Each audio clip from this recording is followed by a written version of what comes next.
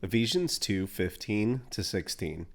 He made of no effect the law consisting of commands and expressed in regulations, so that he might create in himself one new man from the two, resulting in peace.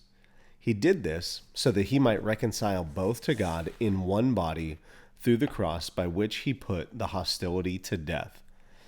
In verse 15, he talks about the law and regulations. And the first thing that we can focus on is the word create. So we looked earlier in the chapter about the conflict between Jews and Gentiles. Jews saying, hey, we've got the Old Testament. You guys are new to this. You've been worshiping your spirits and your gods. You're really not a part of this. In verse 15 says, the law, the Old Testament law, is being set aside because of what Jesus did on the cross.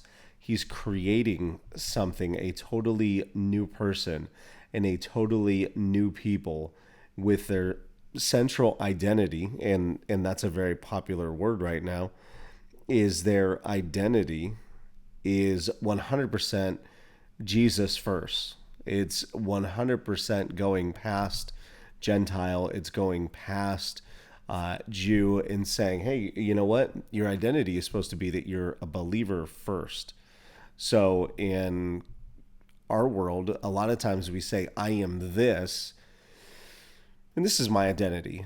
Maybe it's a sports team, maybe it's an ethnicity. Not that there's anything wrong with that, but if you're a Christian, you are a Christian who happens to be a sports fan.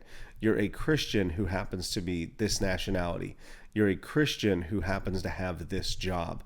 You're a Christian who happens to have this family. So he's saying, hey, I'm taking all of that aside so I can create one new person from the two, from Jew, from Gentile, and make one. But here's the best part, is why does he do that? Is he's trying to create peace.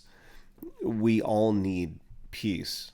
We all need the peace that surpasses all of our understanding. It's like, man, I don't know how I got through that.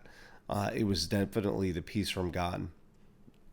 And again, all throughout the book, we see this word reconciliation, of saying, hey, I need unity. I need peace. I need to be reconciled. And it says reconciled to God through the cross. What Jesus did on the cross allows us to have that reconciliation, that we can get along with God and that we can get along with other people. And the purpose is, I'm trying to create unity. He says unity is the biggest thing, and unity is a death game. It's the death of Jesus, and it's the death to self.